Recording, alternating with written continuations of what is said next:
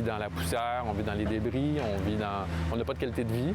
Les travaux sont longs, des nouveaux vices sont découverts à chaque fois, chaque problème fixé il y a 8 autres problèmes qui découlent de ça. On passe tout l'été dans une espèce de symphonie de problèmes qui s'accumulent, comme beaucoup d'impact sur notre santé financière, là, parce que c'est une facture qui passe de 15 000 qui monte à 75 000 et plus. Là, on est parti d'ici depuis la mi-juillet. On s'est trouvé un logement temporaire.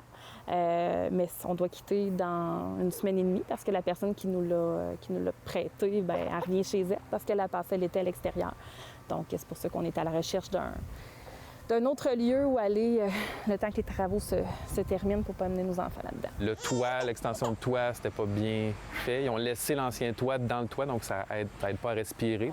L'électricité, il y avait du filage de 4 générations. Tout le visible de la maison était correct, mais tout le invisible, tout le cachet était raté. Donc c'est pour ça que, tu sais, depuis qu'on a acheté la maison, mais avec tous les travaux, parce qu'il y en a eu aussi qu'on a fait avant d'emménager, puis il y en a eu d'autres qui se sont faits, mais on a comme grosso modo payé la maison 2 fois. Là. Quand l'experte en sinistre est venue, puis elle nous a annoncé que c'était pas couvert, elle a dit, nous, notre bain était au 2e étage, puis en dessous, c'est la salle de bain du rez-de-chaussée, puis elle nous a dit, c'était une question de temps avant que le bain passe bord en bord.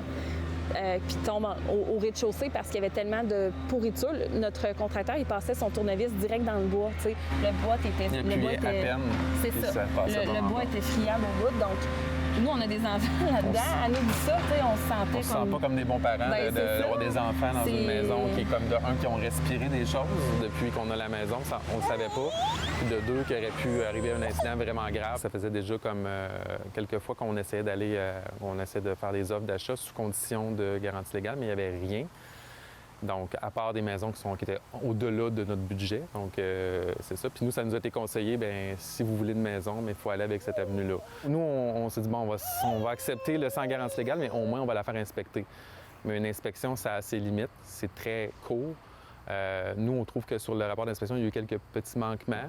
Mais en même temps, l'inspecteur ne peut pas savoir que les murs étaient pourris parce qu'il ne peut pas faire de trous, dans le fond. Si les gens étaient plus accompagnés puis plus protégés dans l'achat d'une maison, l'achat d'une vie, là, c'est mieux de payer, mettons, ton inspection 2 000, mais qu'après ça, tu ne seras pas pris avec 100 000 de frais.